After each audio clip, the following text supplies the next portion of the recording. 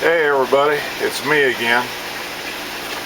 I know this was supposed to be a weekly series on this fish in the barrel deal, but you know, this time of year with the holidays, my day job gets busier because of the holidays,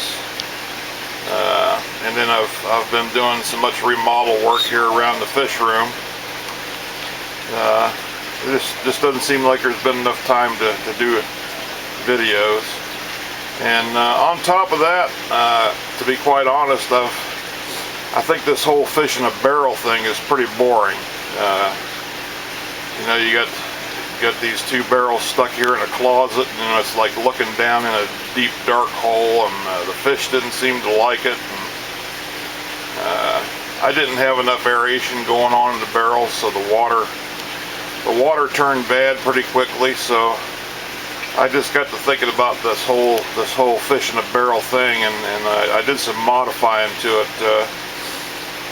For me to get enjoyment out of this, I kind of like to see the fish once in a while. So what I did was I added a 55-gallon fish tank on top of my barrels, and that's made a pretty big difference in the whole deal here. It's a lot more enjoyable for me because I get to see the fish, and it seems like they like it a whole lot better too. It's also added 55 gallons of water to the system, which definitely makes things better. I didn't really modify the barrels much. I modified the plumbing a little bit. The water drains down the standpipe, and I ran that pipe there down about 2/3 of the way into the barrel. So this barrel here is going to act kind of like a settling tank to start with. And then you can't see it now because of the air bubble. There it is. The air bubbles on top is the standpipe for the barrel. So I get the clean water off the top of the barrel, and that goes down to the bottom of the barrel, down there to the crossover. Crosses over into the filter barrel and comes up through the metalamat and through my poor man's bio media there. And I got my pump stuck down in the corner and up to the top and down over the side into the fish tank right there. And I got a 6-inch air stone in the bottom there, so I got plenty of aeration going on there. So the water doesn't stink anymore, which is the first indication you got water problems. If you walk in a room and your fish tank stinks, then you better be looking for trouble. But and I got too many fish in there now. What I'm going to do is I've figured out a ratio from my experience over there in my 250-gallon totes.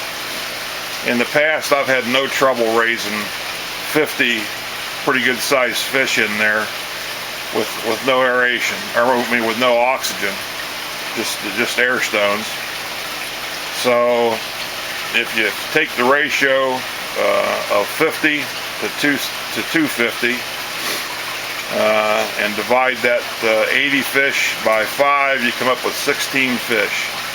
So I'm going to thin, there's probably 20 or 25 fish in this glass tank that we put in there initially into the barrels. So I'm going to thin those down to 16 fish, and we're going to see what we can do with that. I chose a 55-gallon tank because it just fits nicely on the barrels. All I did was cut a couple 2x4s the length there, one in the front and one in the back, and set it right on the 2x4s. There's no other support except for the barrels, so that was no big deal. But I chose the 55-gallon tank because they're one of the cheapest larger tanks you can buy. You look on Craigslist, and if you watch Craigslist religiously, you can probably even stumble on the one that somebody's given away. and if you can buy them for 50 bucks on Craigslist all day long, anytime. So you know, it's not a huge deal to add that tank, you know. And 55 gallons of water in a glass tank there is basically the same as 55 gallons in a barrel, except that they've got a little more room to swim horizontally than they do in the barrel. You know, to swim in a barrel, they have to do it vertically up and down, which that's I think if I were the fish, I'd enjoy this more. So that's the reason for the 55 gallon tank. So I don't know, I hope this doesn't disappoint everybody as far as raising fish in a barrel, but I think it's going to be a lot more enjoyable for me and probably for you too. So that's what's going on. I'll try to get back with a short one every week for you to let you see what the fish are doing and what I've had to do to keep them going. But other than that, that's where everything is at right now. So